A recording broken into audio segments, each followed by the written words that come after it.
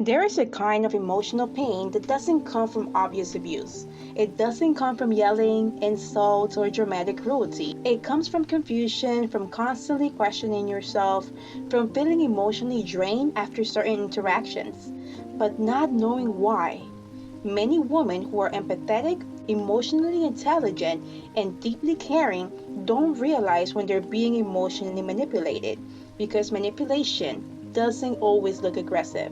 Sometimes it looks gentle, it looks loving, it looks like someone who just doesn't know how to communicate.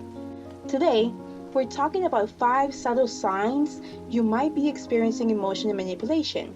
Signs that often get overlooked, normalized, or explained away. This isn't about blaming you, it's about helping you see clearly so you can protect your peace, your nervous system, and your sense of self. Sign 1. You constantly feel confused after interactions.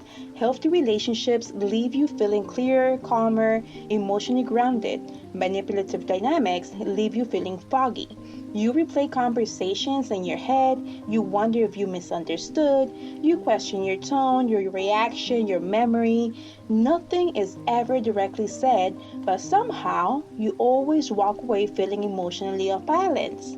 This confusion isn't accidental. It often happens when someone speaks vaguely, changes their story, avoids direct answers, and gives you mixed signals, denies things they clearly implied. Your nervous system starts working overtime trying to figure it out. And over time, you stop trusting your own perception. If a relationship regularly leaves you emotionally confused, that's a signal, not a flaw in you. Sign 2. Your feelings are minimized or softly dismissed. This one is subtle because it doesn't always sound cruel. It sounds like you're overthinking. You're too sensitive. That's not what I meant. You're taking it the wrong way. Why do you always make things so deep? Notice what happens over time. You stop bringing things up. You shrink your emotional responses. You start telling yourself your feelings are too much. Healthy people can hear discomfort without becoming defensive. When your emotions are consistently brushed aside, reframed, or invalidated, that's emotional manipulation. Not because the other person is always malicious, but because the effect it has on your emotional reality gets erased. Sign 3.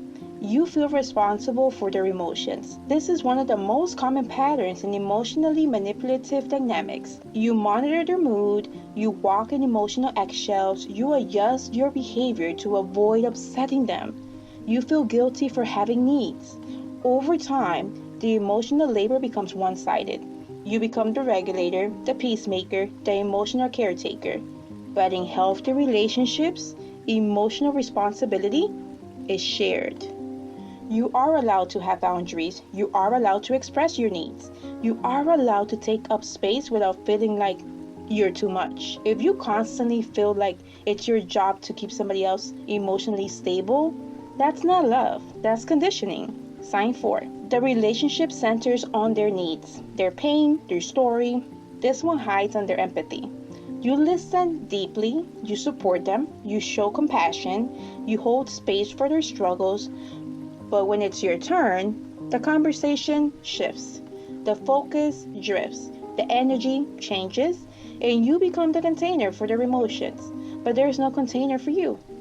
Over time, you feel unseen, emotionally lonely, even inside the relationship. This creates a quiet form of emotional depletion. Connection should feel mutual. Support should feel reciprocal.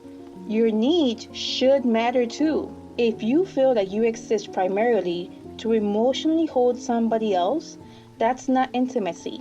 That's emotional imbalance. Sign 5. You keep doubting yourself more than them. This is the quiet erosion of self trust. You start assuming you're wrong, you second guess your instincts, you feel unsure of your boundaries. You hesitate before expressing discomfort.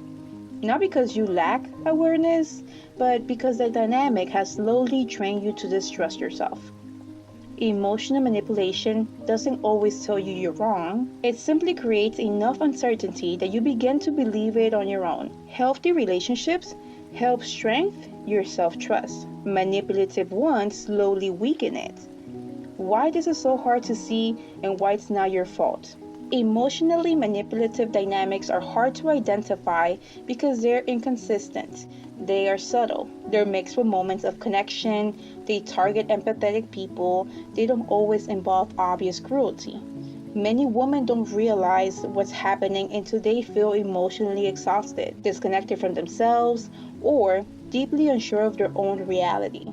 This doesn't mean you're weak, it means you're rationally attuned. And that sensitivity deserves protection, not punishment.